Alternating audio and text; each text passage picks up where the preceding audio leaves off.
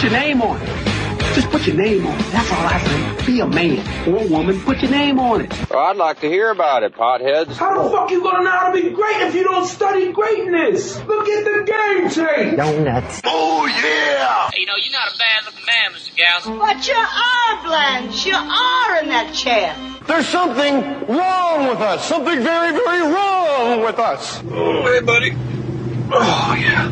First Stories podcast. I'm your host, JJ. That's my friend, JoJo. So excited to be here, Jay. Together we're out of cops. the side seat. Yeah, you're out of the side seat. You got upgraded. I'm upgraded. I had a great weekend in San Francisco at the Punchline. Shout out to Molly Schmink and Greg Baldwin. I had new jokes, buddy. I had new jokes. I'm going to share one of them with you right now. Please do. Because I'm not a good writer, but I'm a great reporter. I'm great at telling you what happened to me. So Thursday, I take testosterone shots once a week. I give myself a shot of testosterone in my ass, and it's like syrupy, so you got to push the plunger really hard. So I push the plunger hard, and it just like breaks and goes all the way in. And then when I take the syringe out of my ass, there's no needle attached to it. So now I have a needle just floating in my ass cheek. And like any guy, I went, hey, what are you going to do? And I went about my day. Really? Yeah. I tell my wife, she goes, no, you have to go to the doctor. Like, I could get infected. You could die. I'm like, all right, crazy old hen, relax. So then Friday. You have a foreign body in your body. A foreign body in my body. And then Friday, it's like, 8:30 in the morning. I'm like, well, I'm going to get on a plane in a couple hours. What if just on the off chance? I should just let my doctor know what happened. I text my doctor Friday, like 9 a.m. He responds in all caps, get here now. ASAP, exclamation point, exclamation point, exclamation point. Speeding car emoji. What day was it that you did it? Thursday? I did it Thursday, and this is Friday. Full day. No pain. So now, like, I'm a little Lugats, like now I'm driving to the doctor, and I'm like, I feel like my throat's closing up a little. I taste like vinegar in the back. I'm like, like, oh, yeah, maybe this is a horrible thing. I go to my doctor's office. They like rush me into the x-ray room. And there's a little Russian nurse. Russians, no bedside manner whatsoever. They don't I don't think Russians like to cuddle at all. So I say to the nurse, we're friendly guys. I go, hey, did you miss me? Not really. That's the response I got.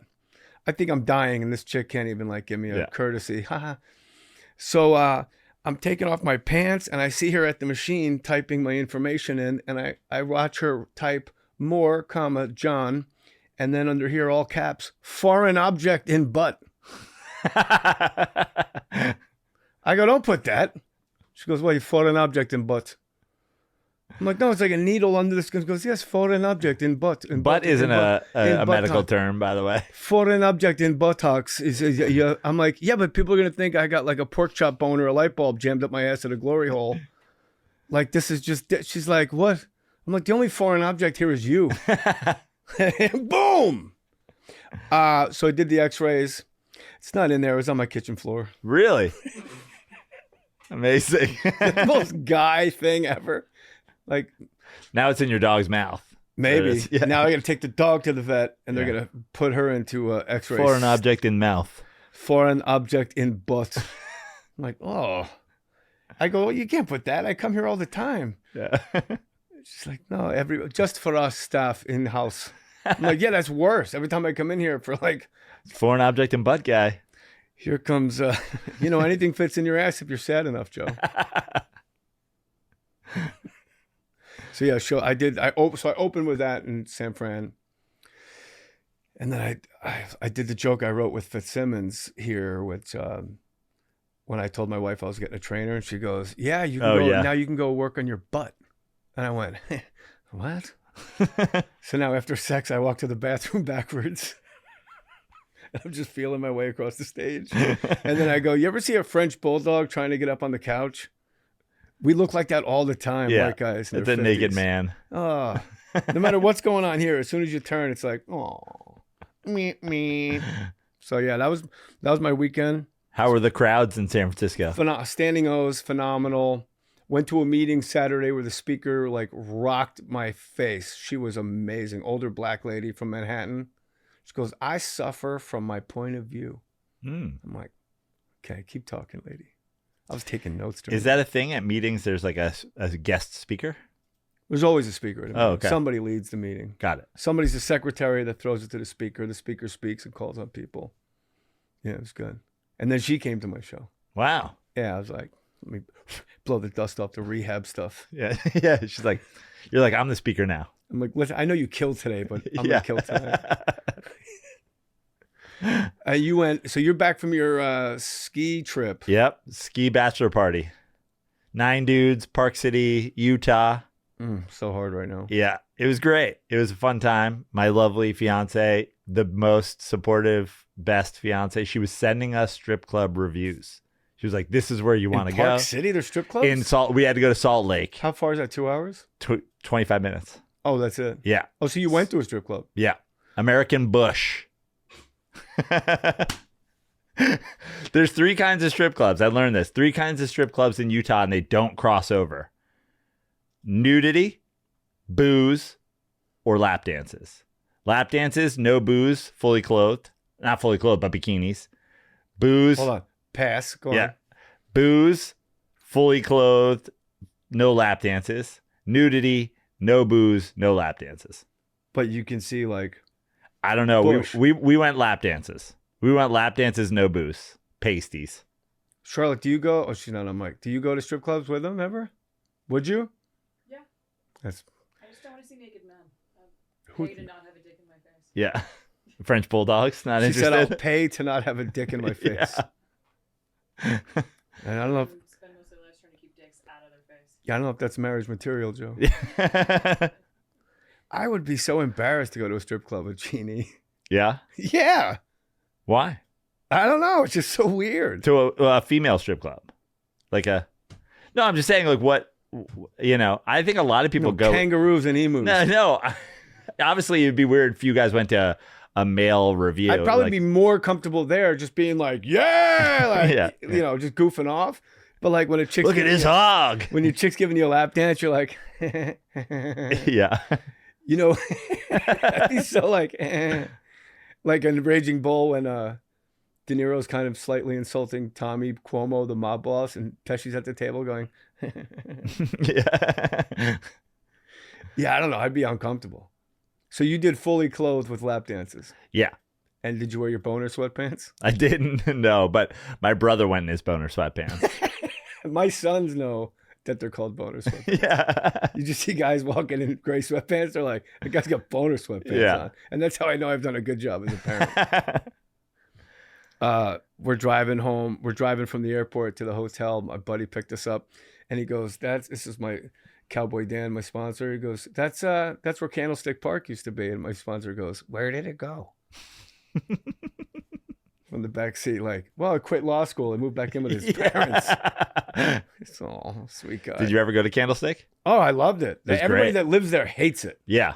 But if you visit it, you're like, this is amazing. My favorite part about visiting Candlestick was when you were like, we tailgated in the parking lot. They had the big like steamer horn, like every half hour. It was like a half hour update, like that's we're getting close to game time. I think guys like you and me love it from the East Coast because we're not used to seeing a mountain next to a stadium. Yeah. Like you go to the Rose Bowl and you just look around, you're like, what is like, you go to the Greek, the Hollywood Bowl. Dodger Stadium, you're like, yeah. It's like growing up on the East Coast, people out here have no idea, like going to school where the lockers are outside. Yeah. What? Come on, Dundee? Yeah.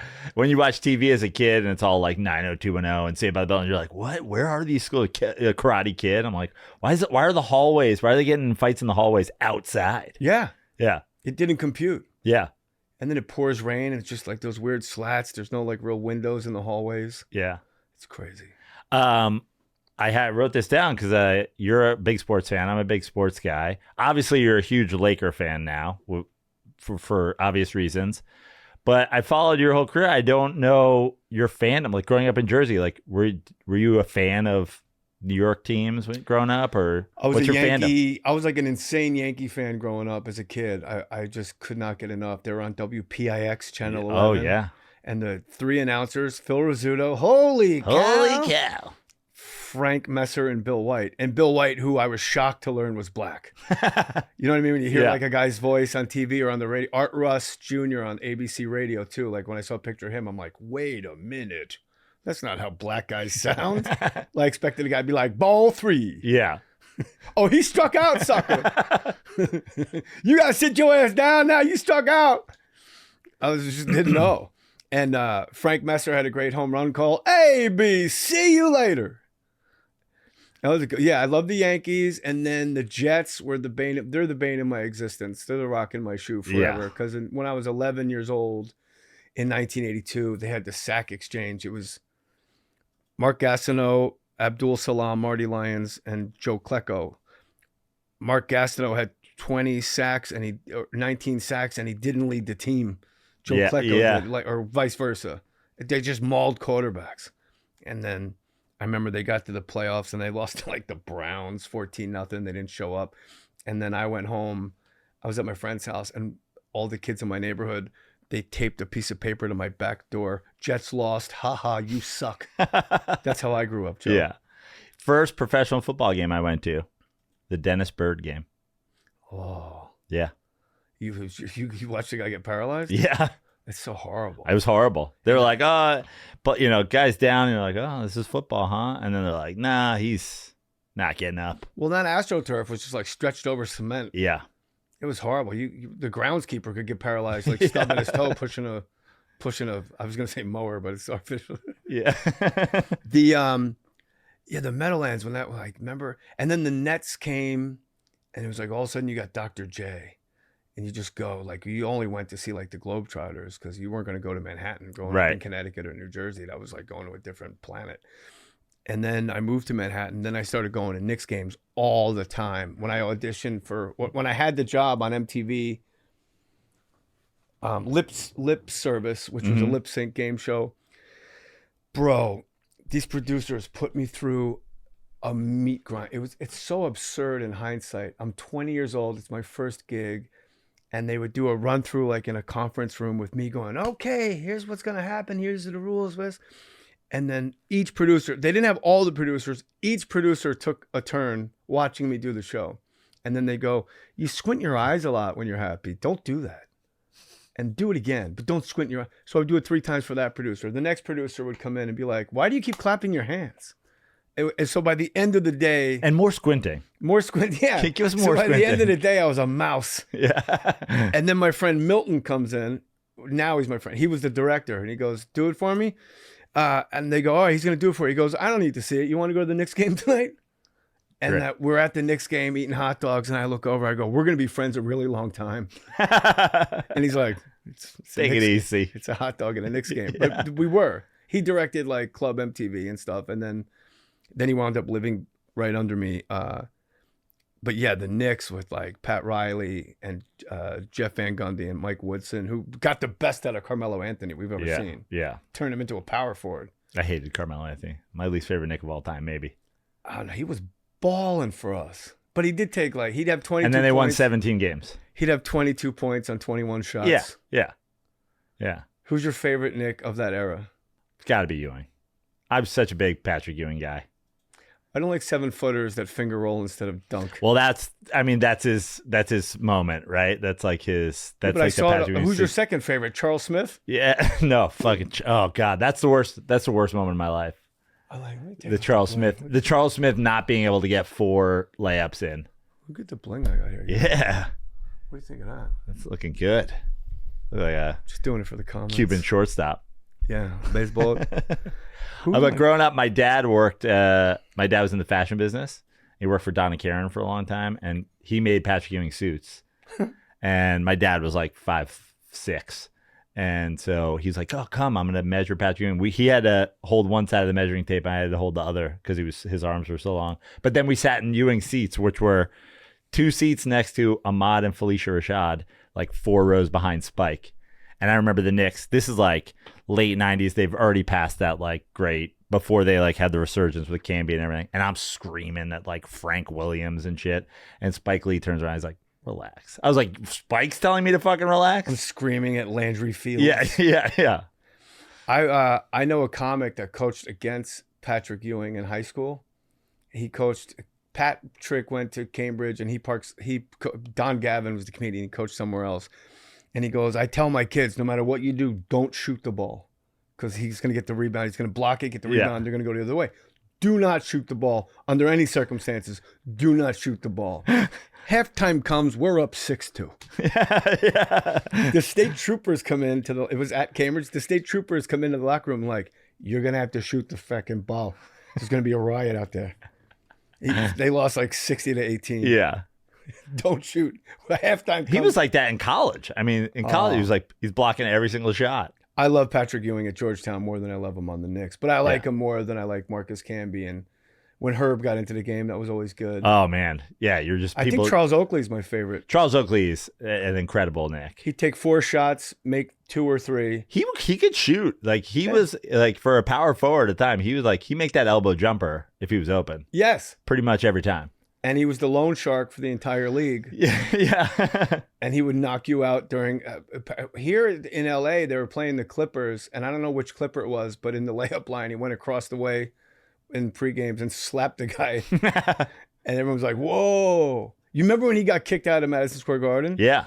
And there's all those security guards around him, like these old guys. And there's one guy that he mushed, like put his palm in his face and mushed him. Yeah. That's Jimmy Concrete. Who's Jimmy Concrete? He's a mob guy with Really? like a no-show job, but he loves his job. Yeah. Out of all those security guards, he mushes Jimmy Concrete. And they had to have like a sit down. Yeah. And like straighten it out. Wow. Crazy. I mean, Dolan, like kicking out Charles Oakley. Like, what are you doing? You ever met Dolan? No. He's the best. Is he? Yeah. He's impossible not to like. I just listened to him. You know, Jalen Brunson and Josh Hart have a podcast, a roommates podcast, and I listened to Dolan on there. And you're like, I don't hate him now when you listen to him, but he did say one thing. He was like, "You know what I like about this team? You guys don't have any hero ball guys." And I'm like, remember when you fucking traded the whole goddamn team to get Carmelo, the ultimate hero ball guy? Why you gotta curse so much, Joe? Just do it around your friends. That's all I ask. She ain't the kind of girl you fucking forget about, Jake. Yeah. Why you gotta curse so much, Joey? Do it around your friends. Remember that Raging Bull? Yeah. She ain't the kind of girl you bang and fucking forget about. When we did the episode with Ari Spears, you did Raging Bull, Batman, and Robin. That's got to be a pretty early impression for you. What's your first ever impression? You remember? Andrew McCarthy. It's the first one you did? On stage. Wow. It was like, I love her, man. It's just big eyes. Yeah. But like, you go on and do radio on the road, they're like, "Do Andrew McCarthy." You're like, no one's going to get it. Yeah. And so I would do that. And then my first like closing impression was Arsenio Hall. Because when he had his show, then by the way, like the nicest human being to ever walk earth, Arsenio Hall. When he had his talk show, the joke I had was, I don't think he really listened to his guests. He'd be sitting across from like De Niro, and De Niro would be like, he'd be like, "I heard you did a movie or something with somebody." And then it would get progressively worse as the season went on. He had Lyle Alzado from the Raiders on, and Lyle Alzado was talking about the fact that he was about to die from his organs failing because of steroids abuse. Yeah. And he's like, "If I can," and I would make myself cry on stage, because then agents back then would come see you do stand-up to showcase. And I'm like, "Oh, I can do something other comics can't do. I'll act on stage. I'll act it out." So I start crying as Lyle Alzado, like, "If I can help just one young man not go and do what I did." And like the audience got really uncomfortable. Like, "Then it would be my life would be worth saving that young man's life." "Yeah. I heard you was on the Raiders or something. Something happened." "Yeah. What's that about?" "The Raiders." So that was like my first closer. Yeah. I remember doing that at Catch a Rising Star and getting the audience so quiet with uncomfortability and realizing, oh, this is where the power is. It's like a symphony. The power is in the pauses. If I can get them quiet and then bow, they're so relieved to be let off the hook. It's a twofold thing. It's a punchline and a release valve. So many comics they can't even exist with a little bit of quiet. I mean, if you want to talk about what's wrong with comedy today, that would definitely be on the list. Yeah. But there's a lot of guys out there that stink. Yeah. What's your name? Where you from? That's not why I came out tonight. Yeah. What do you do? Hey, you want to go to the comedy club? Maybe the comedian will ask the people around us what they do for a living. And then it's always like, how long you guys been together? Oh, he doesn't know. He doesn't know. Took him 2 seconds. He doesn't know. I started doing a little more crowd work, but Yeah. mostly just like to kill time. Yeah. But my big joke is that I'm bad at crowd work. So I'll be like, what's your name, buddy? Joe. Joe, what do you do for a living? I produce a podcast. Oh, you produce podcasts? That's cool. It's great. Well, you like it? Not really. No, I guess it's like anything else, right? Just do that. And then when I do it, you know. Well, now there's comics that are like big names who like will go out, they set their camera up and everything. They do their 40 minutes and they're like, all right, last 20 minutes, I'm just going to take questions. I've seen guys they film that as if it's like crowd work. Who's got a question? And then no, I've seen guys they film it and that's all they do, and that's all the clips you see is crowd work. Yeah, and they got crowd reaction shots. It's like, why are you filming your set? It's like, film a special if you're this good at it. Yeah, and but just some of them, like Matt Rife, is great at it. Yeah, Phil Hanley, you know Phil Hanley. But you're the second person to mention him to me. He's great. He's a great crowd work comic. What I love about Matt Rife is he's so likable, and I heard him on Bad Friends podcast, and I was like, this guy's a sweetheart. Like, this guy's such a nice kid. Yeah. And he's like 29, 28. But like, he'll do crowd work. And he made it in spite of his physical deformities, which is nice. It's shame about his looks. looks. Shame. If I looked like that guy, I'd stay at home with Vaseline and a mirror. Yeah. I would never leave my house. How broken do you have to be to look like that and get into comedy? Oh. Open invite, Matt Rife. You're welcome to come anytime. Well, that's him now. Call him back. But like when he does crowd work, his crowd is so on his side, right, that he'll actually be like, "Oh yeah, good for you. Oh, that's awesome. Really? Oh, really?" Like there's no jokes for like 4 minutes. He's like, "And that's how you guys met? Oh, that's fantastic. Why are you in a wheelchair? Yeah. Oh, yeah. Like there's no jokes. He's just like just connecting dots. He's that good at it. Yeah. I brought a list of questions for you, Jay. Yeah, what's up? I'm going to play. Let me just get this shout out. Yeah. Because I got to promote my dates better. Next up, friends, April 4th and 5th, Comedy Vault, Batavia, Illinois. Have you been there before? No, I heard it's amazing. I haven't. I don't know. Batavia, Illinois. It's Chicago adjacent. So if you live in Chicago, you come see me at the Comedy Vault, Batavia, Illinois, April 4th and 5th. Joe will make sure that's up. Absolutely. It's already on your website, jaymohr.com. And then May 8, 9, 10, Stand Up Live, Phoenix. We'll leave it at that. I don't want to do promotion. That's the Desert Ridge Improv in Phoenix? No, it's Stand Up Live. Okay. Stand Up Live, Joe. Got it. Exactly what you said, but no. I hate to correct you, Joe. Well, no. And I hate to repeat myself, but you're wrong. Yeah, okay. Well, their website might be wrong then. I'll have to fix that at jaymohr.com, where you can find tickets to all Jay shows. And Jay Mohr 37, my Instagram, creeping up towards 100 G's, kid. I know, we're on our way. My MAGA rant was like 250,000 views, and everybody thinks I'm like MAGA now. Yeah. So that's just the way it goes. But I've never had more people in the crowd. Yeah. I just heart every comment without reading it. I get like that fuzzy vision because You're just trying to be supportive of your commenters? Yeah. Yeah. Because your instinct is to comment to the negative one. Right. Like, okay, Milkman 420. Yeah. Lactating milk. I'm horrible. I've been arguing with people on the internet since the internet existed. I get caught in fucking... You know what happened to me? I was on a New York Jets message board, and me and this guy, megalomaniac, argued for like a year and a half, and it got ugly. Like, because I'm the idiot that goes on the message board as Jay Mohr. Yeah. So just so you guys know, my opinion's got a little more weight than the moderators. And me and this guy, his avatar was a picture of Jimmy Page. When is this? 15, 20 years ago. I love that you still remember his avatar. Oh, I'll never forget it. It was a huge life lesson. And then it got personal. He's telling me I suck, and he's naming specific roles and how I sucked in this movie and that one. And then he changed his avatar photo to his high school prom picture. His latest prom picture. Yeah. Not retro. And I realized I've been arguing with a 15-year-old, which means I started arguing with him when he was 13 and a half. Yeah. Like, no, you don't understand, bro. And then I had a dream that coincided with that I went to heaven And as God was letting me in, he showed me, not with like visuals, words or whatever. It was just a vibe. God showed me all the time I spent arguing with strangers on the internet. And he just looked at me like, nah. Do you remember what you were arguing with him about? No, I don't. I don't. You remember the kid and you remember his prom photo. Megalomaniac. Yeah. On jetsinsider.com. It was just Curtis Martin's the most underrated running back in the NFL. You're like, I think you know what? I think he's the most overrated. Do you? Yeah. You never left a Jet game going, wow, Curtis Martin won that for us. I always said I can't hear every Sunday Curtis Martin's the most underrated running back in the NFL and have it be true. Like, you can't tell me that every week and him still be underrated. How can you be a top 10 rusher and be underrated? Right. You know who's underrated? Steve Smith Sr. That's underrated. And the greatest trash talker, the Larry Bird of trash talking in the NFL. Ice up, son. But he don't play. He was small. He went over the middle. That guy was he was a boss. I forget how I was interviewing. I was Aqib Talib, corner for the Broncos. We were at Broncos training camp when I did the radio show, Jay Mohr Sports.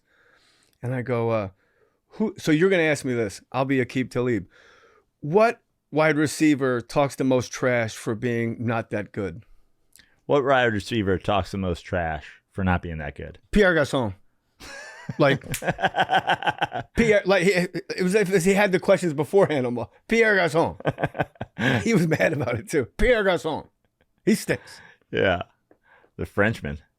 Yeah, right? With the accent. Yeah, the accent on the... Aggrave. I don't know what that's called. The soft C accent. Yeah. I'm fascinated with the Luka Doncic accents. He's got a little Chinese, reverse Chinese hat, I guess it's a V. Yeah. On top of the first C, and then an accent aigu over the second C. Accent aigu. Accent aigu, accent grave.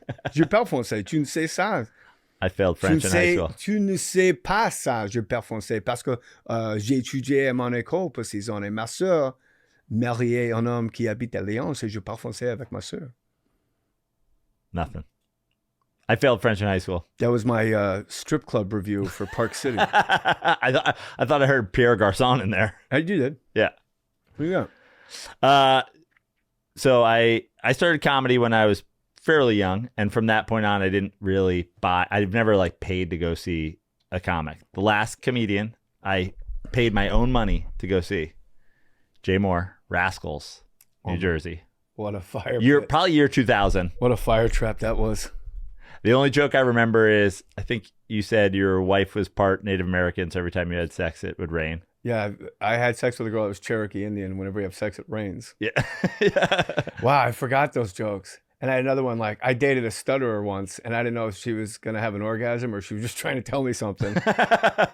We're having sex, and she's going, fuh. I'm like, oh, say it, you dirty girl. She goes, your phone's ringing.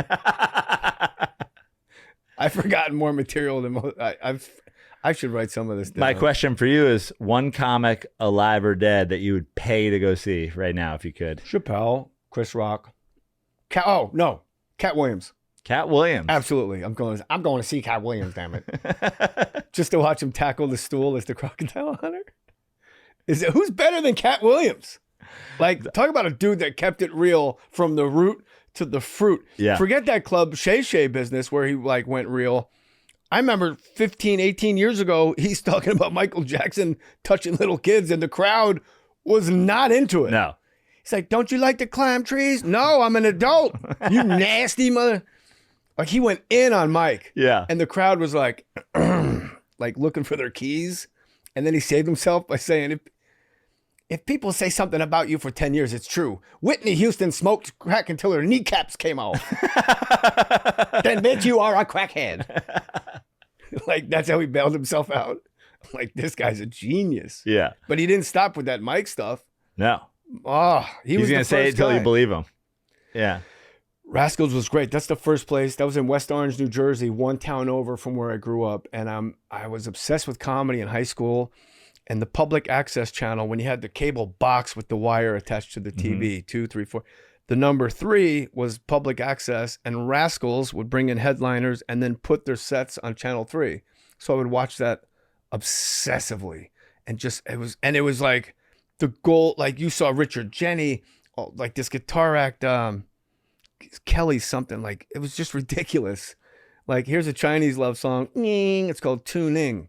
Like, just stupid. Like, all these, Bob Nelson, all these guys I saw on young comedian specials would come headline. And then one day I'm watching it and it says, if you're a teenage comedian between the ages of 13 and 18 and you want to try stand-up comedy. And I went, wow. Well, first of all, thanks for explaining teenager to me. Yeah. Thanks for the qualification. What do you mean by teenager? Yeah. Between 13 and 18? Oh, come on down. We're going to have an open mic night for teenagers. And you could get on one of these shows. And I went, oh, that's why I'm obsessed with comedy. I'm supposed to do it. And I wrote 3 to 5 minutes, which went by in like 90 seconds, it seemed like. And I remember the jokes were, I'm an athletic guy in high school. I'm captain of my miniature golf team. I missed last year with an injury, got hit by a windmill. I come from my first joke was I come from a big showbiz family. My mom is Chaka from Land of the Lost. Stupid. I'm a bedwetter. A lot of people are bedwetters, but I wet the bed from the top of my dresser. This is your first set. Yeah. And then I was doing Rascals, and right around 2000, I had some heat, obviously, you know. And when you did, that was the first time you did stand-up. Was that Rascals on the Teenage Showcase? At noon on a Sunday. James Barone drove me, because I didn't have a driver's license yet. I was 16. And I'm doing stand-up in front of other teenagers that are about to go on stage. So the audience, it was deaf. Yeah. So then around 2000, Mark Magnuson from Rascals goes, you know, I got your tape from when you first did stand-up here. And I was like, no way. He puts it in the machine. Not a single one of those jokes was on the set. Wow. I have this memory, this distinct, like the Mandela effect on my own life. Yeah. I have this memory of these jokes that I wrote. And it's not what I said. It was horrible. It was just noise. Yeah. It was just noise. My first bit was about, remember when they switched the quarters and went from just having the eagle on it to like they had one for every state? Yeah. My jokes were like, they should be more appropriate to the state. Like instead of Florida having a fucking Everglade tree, it should have a Cuban kid in a tire floating over from, you know. And you then, can still do that. Yeah. That's a good joke. Thanks. It was like, oh, instead of Arkansas, it should, you know, instead of an eagle, it should have a chick spread eagle in front of Bill Clinton. It was like, it was all hacky, terrible shit. But yeah, I was like, oh. Yeah. But it was, but that was the bit. It was like, eagle. I just went through like 10 state quarters, what they should be. That's great. Yeah. If I saw a guy doing stand-up for the first time doing that, I'd be like, hi, guy. One of my first jokes was the big billboard when you go into Pennsylvania. Pennsylvania, America starts here. And I went, coming from where? Yeah. Like you fly in from Belize, like you are now in Harrisburg. Yeah. Isn't it weird that state capitals are just these like shitty towns? Yeah. Like think of a great state like California, like Sacramento. New York, Albany. Albany's the worst place in America. Like Albany's fucking horrible. Yeah, it's not even Syracuse. Yeah. Like Syracuse had Mello. Yeah, yeah, exactly. Syracuse has some shit. You know, it's Carrier Dome, Mello, Snow. Donovan McNabb. Yeah, exactly. Snow. Bayham. Nursing college. Yeah. Yeah. Or like Saratoga Springs or Tallahassee. Yeah. Fuck. I was uncomfortable in Tallahassee because I knew black people. Like I was horrified at how KKK that shit was. And if you're from Tallahassee, until Jameis Winston rapes a chick, and then they're like, you don't mean that. My new quarterback. You don't mean that. My team's new quarterback. I will not have you besmirch the GOAT Jameis of media Winston. entertainment, Jameis Winston. Eating W's. Don't add sugar to sugar. Stealing crab legs out of a Publix. Out of a Publix. And talk about boner sweatpants. Yeah. That guy's got 6 boners. He's the new Giants quarterback. I'm beside myself. Great. You think so? He's great. I want him to draft Travis Henry because at least he could tackle guys when Jameis throws picks. Well, he was colorblind like Vinny. Oh, no, he wasn't colorblind. He had LASIK surgery. Yeah. And then he goes, I thought Bruce Arians was black for 2 years. And Bruce Arians retweeted it and wrote, I was wondering why you always introduce me like that. It's like hip, right? Jameis is better than Daniel Jones. Well, you should have Davy Jones. It's hard to be worse than Daniel Jones. I didn't give him all the money. Yeah, I know. And the Jets have what? You got Justin Fields. I almost said Landry Fields. We could have just drafted him in the first place. Yeah. Instead of Zach Wilson, the Mormon MILF tackler. I love that Jets are like, oh, he just got benched for Russell Wilson in Pittsburgh. We'll take him. Don't get me started, Joe. Yeah. I can't. But going back to your first question, when I moved to LA, I got in on the Lakers. At one time, when I was a divorced dad, I had season Clippers tickets because I could afford them. But it was kind of a good deal. You know your team's bad when the ad in the newspaper would be like the guys that are coming into town to play your team. Like, come see Allen Iverson, David Robinson, and Patrick Ewing. I'm like, I got to get in on this. Yeah. And we just get hammered. Oh. Well, it's funny that you go to Lakers games and you were kind enough to let us come to the Knicks Lakers game. And there's so many celebs. I mean, like, especially that was a national TV game and it's New York.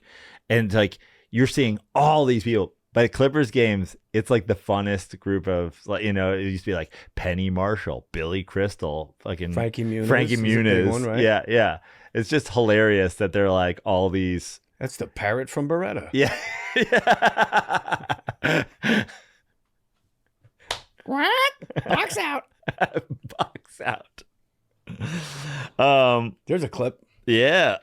You've been in this business a long time. You're pretty comfortable. What's the last show, audition, movie, whatever that you were legitimately nervous for? Well, they're not in person anymore, so they're not nerve-wracking. They're nerve-wracking because you got to film them yourself in your house. And like, I don't know, you know me, because you're my tech guy. Yeah. So I'll just get a friend to come over with a tripod. And then it's like, we just do it downstairs in my ping pong room.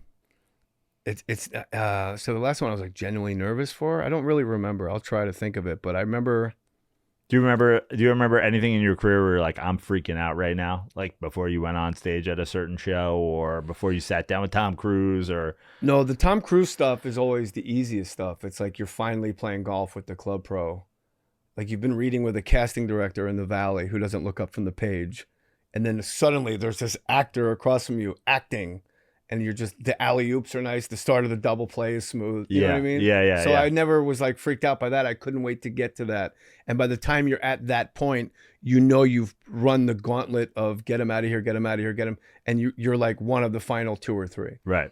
So I never got freaked out by that. But the last time I was like really, I don't know if it's the last time, before I hosted the NHL Awards, terrified.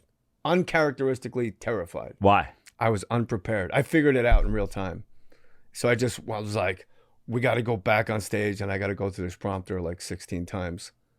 But it always comes down to your level of preparation. Your level of nervousness is exactly proportionate to how I've prepared. And I tell guys with auditions, do it so much that by the time the audition happens, it's annoying. Like, can I do it already? Like, is it my turn yet? That's how I've always approached auditions. And I can memorize lines real quick. It's weird. Like I have a weird thing. I don't know why. I write them out longhand in a notebook. And then if I make a mistake, I go back to the beginning. And then the part you keep messing up, then that's just the part you memorize and just write that out. And then you just copy and paste it together. But auditions, I was nervous for, I don't know. I've always had like that show off gene. Like, wait till they get a load of me. Like, okay, Aaron Sorkin. Yeah. Think you're such a big shot. What about like auditioning for Clint Eastwood? He's never there. Never there. You audition for a casting director, they put you on tape, and then they send the tapes to Clint. And the first time you meet him is on set. That's way more nerve-wracking than the audition. The first time he ever sees you in person is when you're acting. And he doesn't say action. He goes, whenever you boys are ready. And you're like, oh, now, you mean, oh, all right. It's like just that stepping off the platform to zip line. Like, oh, I guess I'll just step out into the ether. He's famous for like no takes, right? Like he's famously. Yeah, I did for, like, Hereafter. It's me and Matt Damon are taking an elevator up to the 4th floor to do this scene. He's like a medium, and he can, you know, I'm his like kind of grifter brother, trying to get him to monetize this medium ability he has. So I'm showing off this office I rented for him. And we just come out of the elevator talking. We go down the hallway. It's a steady cam. The steady cam guy's walking backwards, tracking us as we walk through the hallway. In the elevator up to the 4th floor, he goes, can I give you some advice, man? I go, please. He goes, enjoy every moment, because with Clint, this is my 3rd movie with him. It's going to be over so fast, and you're not even going to know what happened. I go, all right. And he goes, and don't fuck up your lines, because it's like, this is a well-oiled machine. I'm like, geez, okay. But I knew my lines. So we step out of the elevator. They go, you're going to go here, here, here, here, and then you're going to go down there. And he's got his same crew for every movie so that it's a well-oiled machine. Okay, whenever you boys are ready. We step out of the elevator. The Steadicam guy walks backwards into the wall. Cut. We do it again. Steadicam guy and the boom guy just comes down into the shot. He's like, what the hell's going on? So now I already have lead. So now the pressure's off. Yeah. It's just providence somehow. Do you know the Clint Eastwood story? No. We're done shooting. I haven't drank since 98, but I mean, my drug addiction is a different thing. So we're filming in this sports bar, and when it's over, he comes up behind me and goes, JJ, would you like to join me for a Czechoslovakian beer? That's the most random yet specific thing I've ever heard. I go, no, I don't drink. Like a Pilsner or Kale? I go, no, yeah. I go, no, I don't drink. He goes, well, then I guess you're done for the day. It was almost like I got fired. Yeah.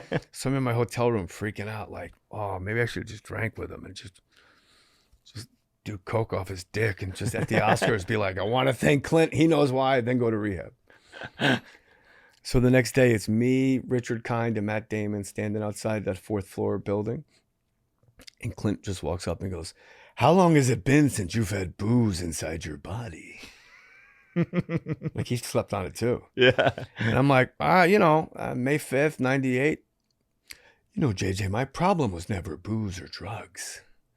Are you wearing a microphone? I go, yeah. He goes, well, then cover it up.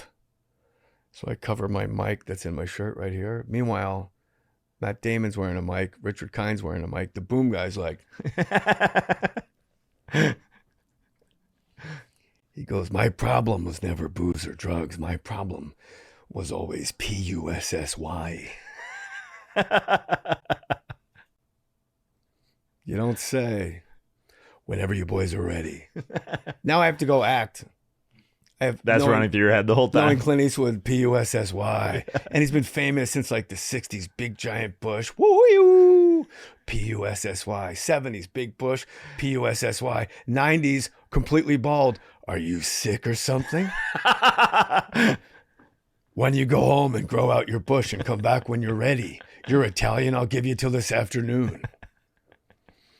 I like that he spelled it out for you like you're a kid. Like you didn't want to go for a W-A-L-K? Offend Matt. Yeah. Can't spell. His last movie, he was illiterate. He just stuck with him. So the shot we're filming, I walk down a hallway to Matt Damon's apartment. I'm his brother. I'm going to pick him up. The door's locked. He doesn't answer his door. His neighbor comes out. This middle-aged woman comes out and hands me a note and goes back in her apartment. I open the note, and it's Matt Damon's voiceover saying, I left town. I can't do this, essentially. So I go down the hallway. The lady comes out of her apartment and goes, oh, hey, Billy, your brother's not home. But she has no lines. She's not wearing a mic. She goes, but he did leave this for you. God damn it, cut. And Clint Eastwood runs up 4 flights of stairs. He's 77 years old. He gets to the top. He's not sweating. He's not winded. He's got the khaki pants, the Pebble Beach collared shirt, Wolverine hair. He's a god. And Get this P-U-S-S-Y. He goes, off the where is set. the girl? And I go, she's right over there. I'm a rat. I'm like, here, you want to talk to her? She's right here. And he goes, sweetheart, I cannot begin to explain how little this movie is about you. I would have hired your arm if the union would let me. Let's try it again. And he goes back downstairs. He has to pass me on the landing to get downstairs. He stops, looks at me and goes, P-U-S-S-Y. It's a true story. That's amazing. I do it on stage, but I lose my voice. Clint Eastwood has one rule. Nothing bothers the guy. In fact, when they're filming the tsunami scene, all the actors are floating out in the Hawaiian Ocean, and they're French. And Clint Eastwood's on the walkie. Tell her she needs to come to the left, and tell her. And the walkies are freaking out, and he's like, "What?" He goes, "Oh, yeah." Clint Eastwood takes his clothes off, strips down to his boxers, dives into the ocean, swims to the lady, and in French says, "Maintenant, j'ai besoin et tu c'est comme ça là." And I don't know what he said in French, but he says it, and she goes, "Ah, oui, oui, bien, bien." And then he just kind of treads water out of he knows where the frame is, and he treads water for like 5 takes in the middle of the ocean, and then comes back. Like he's a gangster. He's got one rule, and that rule is don't park in his spot at Warner Brothers. It's a good rule. He comes to Warner Brothers, you're in his spot, he takes golf clubs out and he breaks your windshield. And everybody in the place knows, do not park. I got one rule in life, don't park in my spot. If you do, I'm going to take your windows out with golf clubs. Like, he's the best. Yeah. P-U-S-S-Y. Joe's like A-N-A-L. Yeah. That was my problem. Joe's a freak. Yeah. Let's go. When I auditioned for Mafia, that was the only job they gave me at the audition. What's that? Mafia. Oh, at the audition. No, that like, happened to me twice. I'm at the audition for Mafia at the... That was with Zuckers, right? Jim Abrams. Yeah, okay. They might have helped write it. Yeah. I do the audition and he just goes, that was great. That was great. So do you want to do it? Will you do it? And I was like, yeah. And he's like, how's $600,000? I'm like, yeah, that sounds great. He goes, you call, let's just... So I left there with $500,000. It was crazy. And the only other time that happened was for Street Kings. I auditioned for David, I forget his last name. He wrote Training Day, and this is now he's directing. Yep. And he wrote Street Kings. And the character for Detective Sergeant Mike Clady is like a muscle-bound guy, and I'm like 180 pounds at the time. So I have one shirt, a collared shirt, that's like elastic around here, where if I do curls and diamond push-ups, I can make my arms look big. And it's the SS Greenville nuclear sub that I did stand-up on at Pearl Harbor. So I'm doing the scene, and there's like a rape scene in the audition. It's intense, and I got to scream. I got to spit in this lady's face and hold her down, and then when I'm done, he just goes, "Where'd you get the Greenville shirt?" I go, "I did stand-up on the Greenville Pearl Harbor 4th of July." He goes, "I spent 2 months on that fucking sub. So you want the part?" Like, wow. What are the odds of that? Yeah. He was a submarine guy. On your sub. On the same sub. Yeah. That's wild. Yeah. That was like the after party cool show where you could curse because you couldn't curse in front of the families on the lawn. It was like 5,000 Navy families. And that's where I learned of the oh God. magnificence of Alonzo Bowden. Alonzo's opening for me. And it starts to get dusk. He goes, "Well, it's getting dark. I guess the Air Force is home, tucked in their beds for the night." 5,000 Navy people get like, yeah! I had no idea there was such a rivalry. Yeah. He goes, "The United States Air Force defending your freedoms between the hours of 9 a.m. and 2:30 p.m. Another standing O. Just murdering. It was great. If you're a paddleboarder, you like to go out and paddleboard, fall off your paddleboard, you get attacked by a shark. I start masturbating. They don't like that. Would you rather lose your leg at the knee or your arm at the elbow? I have a better chance of arm at the elbow, better chance of survival. Wow. Well, you're going to survive either way. You're going to live your rest of your life. Arm at the elbow. Arm at the elbow. I know a guy with a prosthetic leg. It takes him forever to get out of the fucking car. I can't be that guy. Like, we're halfway into like Whole Foods and we're like, but you have the prosthetic leg, you got jeans on, no one even knows. You're just kind of limping around. yeah, until you sit down yeah. and your foot is hovering that far off the ground because you didn't oil it. No, I know a guy. He had his leg cut off by drug dealers. Yeah. My boy. By drug dealers. Shout out to my boy Drake. Tell me why. Yeah, I used to pick him up for meetings and watch him hobble out of his house, get in my car. It was like it's and he's had it for years. So to get up, no, yeah, take my arm off at the nub there. Yes, I'll be like that Bethany girl. Bethany Hamilton. And then she goes back in the water and surfs. God's trying to tell you you're delicious. Yeah. Right? Yeah. I think my days in the ocean are done. Really? Yeah. Why? Because Well, I almost drowned. I remember that. Yeah. I almost drowned, had to be saved. It was and I'm a swimmer. Yeah, you can I swim. mean, look at these shoulders don't happen on their own, Joe. It was, yeah, and there's just too many Instagram videos of shark attacks. But then you watch Shark Week, and they're down there like hand feeding sharks pork chops, and they're fine. Yeah. But if you go for a swim in the Caspian Sea, some shark. Yeah, if you're not in South Africa or Hawaii or Australia, your chances of a shark attack are pretty Oh, slim. I'm aware, but it's not zero. Right. No one ever said like zero. Yeah. You know, I got hair transplant surgery. I go, what are the odds this works? He goes, oh, it's 100%. I'm like, let's do it. But you give me that 1%, I'm just that type of guy where I'm going to be like, hey. And What's worse, to have your arm bitten off by a shark or be born with like that nubby hand with like peas for fingers? It's for sure. That's for sure worse. You know, and they got like the little peas. Yeah. I know a guy like that too. And he always wants to wrestle me outside of meetings. I swear to God. There's a girl like that in my college, and she was hot. And then, but it was like down there, and then you like the first time you see her across the bar, you're like, oh, and then you walk up, and it's just like the little, you know, yeah. That's hard. That's so. I feel for those people. Yeah. I mean, if you I get your arm bit off by a shark, you're kind of a badass. Like, you should see the shark. You know, you're sitting in your sharky guy now at the bar. You're fucking. Can you imagine the trauma you got to walk around with the rest of your life when a shark's mouth is right next to your face? Yeah.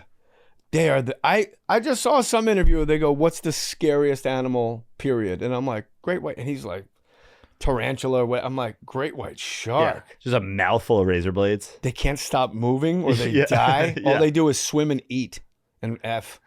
And their teeth are like in every direction. It's just like there's no like perfect killing machine. Yeah. When they bite, their eyes roll up into their head and a protective manhole cover covers their eyes so a seal can't scratch their eyes.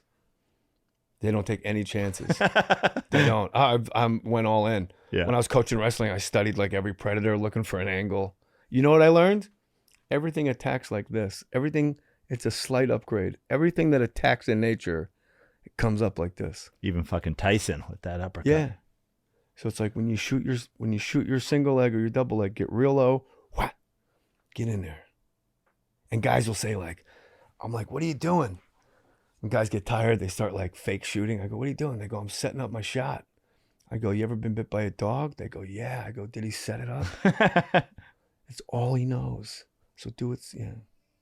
Why am I whispering like I want to listen? You don't give away your secrets. Hi, Birdie. Birdie got groomed yesterday. How's she looking? Oh, she had like a little like mini beret on, like a flapper. She's ridiculous.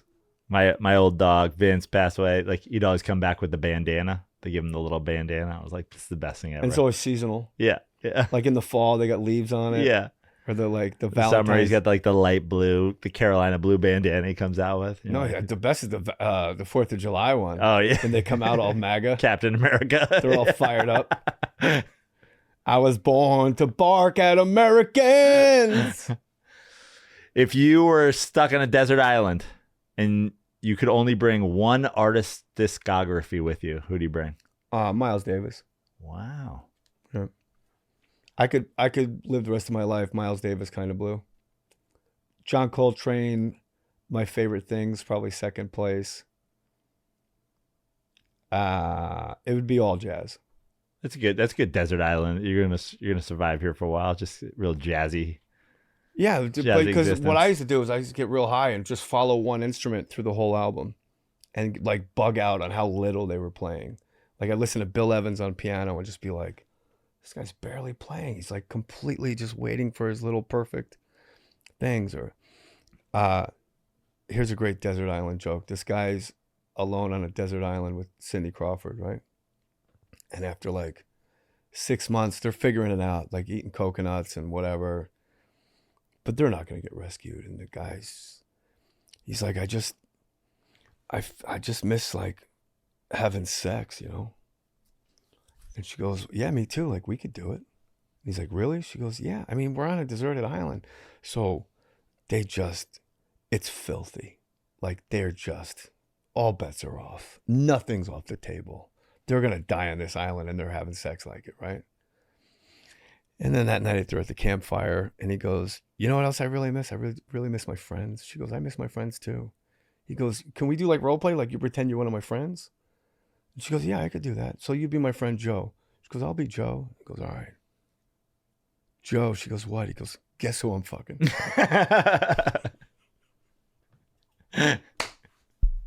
That's all guys do, right? Yeah, yeah. Well, no, not, he never told me. I just assumed you guys do it. Occasionally, from time to time. Nice Italian girl. You look Italian. I'm not. I know you're not, but you've watched The Sopranos. Yeah, she watched The Sopranos and then decided she's Italian. I'm like Italian by marriage now. By injection. Yeah. Honorary Italian. Joe has sex with you, so you have an Italian bone in your body. This one I knew my wife, the conversion to total Jersey girl was complete. She's at the counter. She's got her phone. She's reading something on her phone.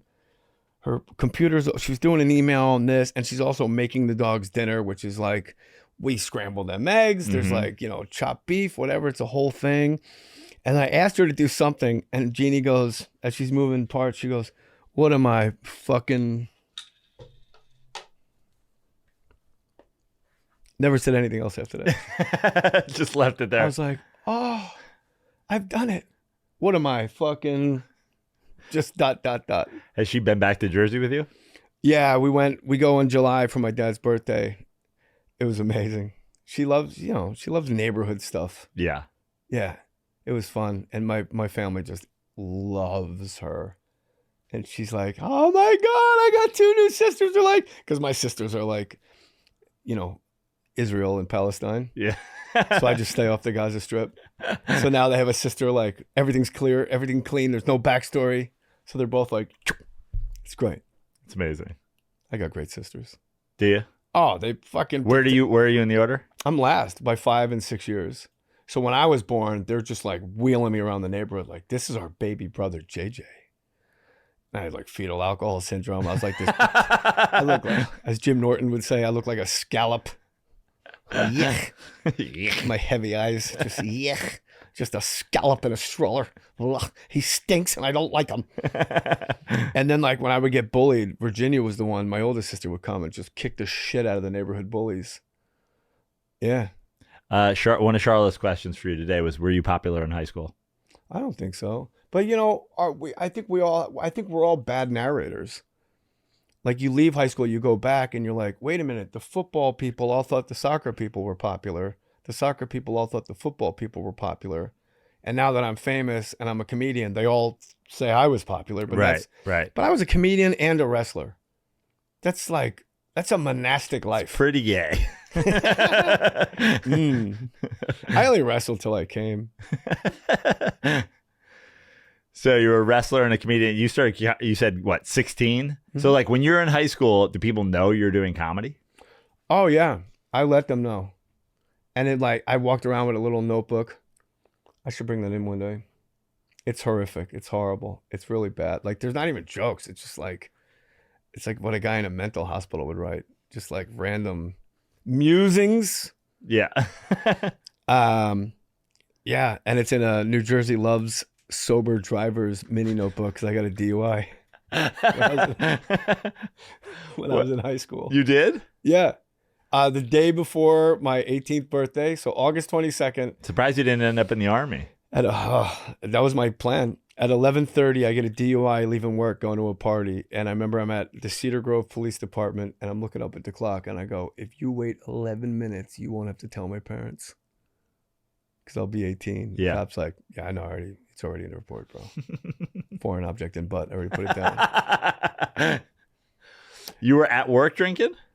Oh, yeah. Where were you working? A wedding hall, and I was bartending. A little for you, a little for me. Oh, yeah. It was the best. Whippets. I used to do whippets I probably killed more brain cells in 8 months than I killed all my years of drug and alcohol abuse. So there was like cases of whipped cream without a top. So there's like like if you work at a restaurant, there's the top. Right. And that you punch the seal and then you're ready to go.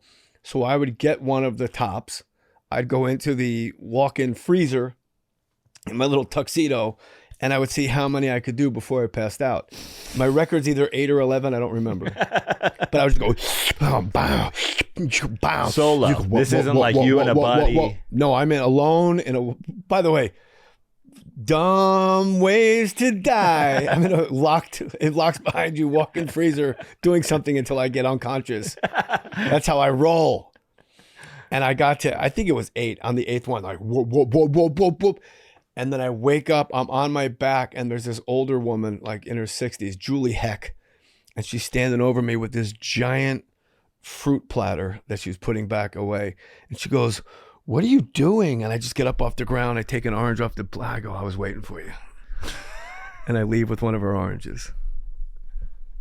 I'm just laying here waiting for Julie Heck to come in with the fruit plate. The fruit plate. Oh, we were savages, like just ouzo shots and constant, like those Budweiser nips, just always. It was incredible. It was fantastic.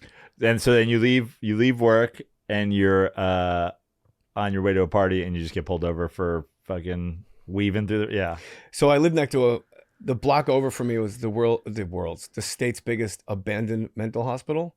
So we knew that the Verona police and the state police, it would have to be a state trooper or a county policeman to pull you over in there. So we would purposely drive home through the windy Scooby-Doo roads of an abandoned mental hospital so we couldn't get pulled over.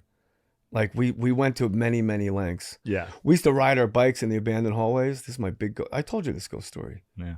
I'm riding my bikes in the abandoned hallways and we'd skid down the hallways. And it's real spooky. You can look it up online. It's Meadowbrook Hospital. Overbrook Hospital, Cedar Grove, New Jersey. It's very famous, abandoned, creepy. Like when they left. There was brains in jars, organs, skeletons, filing cabinets.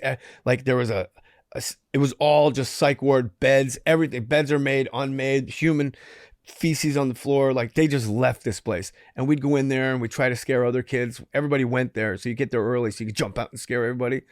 And we're riding our bikes down these hallways. And I skid around this corner and there's these two black girls, twins, and they go, "We live in a crazy house, but we ain't crazy." And I'm like, yeah! I take my bike down 2 flights of stairs. This is in the front of the hospital. I take my bike down. I ride my BMX bike down 2 flights of stairs. I go out the back entrance of the hospital. I look over my shoulder. They're in the back window. There's no way they could have gotten there that quick. Mm-hmm. We live in a crazy house. We ain't crazy. I told that story on stage once and I got a chill. It was like the force is telling me, don't open yourself up to this. But now I can say it. We live in a crazy house. We ain't crazy. Should be the name of your next album. Yeah. It's time for an album, friends. Yeah. All right. Well, you did hear after, but I did have a random IMDb poll for the episode. Pay it forward. Wow. Mimi Leader directed that. She was a great casting director and she directed. She was a great casting director and then she directed it and she did a great job. And she was a great director for me. Like I've always been that kid that needs, like, what's wrong with that boy? But there's always, like, Risa Brayman Garcia was like that on 200 Cigarettes. She would say, "Leave him alone. He's deceptively attentive," she told the DP. JJ's deceptively attentive. I was like, yeah, that's me. And Mimi Leader would just walk me through each scene. She was really great. And it's a role that probably never should have happened because every line I say in that movie can be replaced with a spinning headline. Everything I say, the movement has reached Los Angeles. You could just throw a newspaper on somebody's front lawn and just zoom in on the headline. Movement reaches Los Angeles. Right. This is bigger than just you. This is bigger than anything. And I got to hang out with John Bon Jovi and Helen Hunt, and I met Kevin Spacey. Yeah. Which I guess we have a whole other episode with Kevin Spacey questions. I had a great time with Kevin Spacey. Yeah? Yeah. No, everything was cool. All right, next episode. Yeah. Kevin Spacey stories. We got the Sklar brothers coming up. I cannot wait. I love those lunatics. I told you the last time they did this podcast, I was so high I gave them my wrong home address. I added a digit. And they were in like Englewood, like, bro, I don't think this isn't JJ. I'm like, oh, take off the 5 at the end. I'm like, oh, great. We're only 14 miles away. Oh, I was a wreck. All right, buddy. This is More Stories. That's Joe Praino. His fiancée, Charlotte, riding shotgun.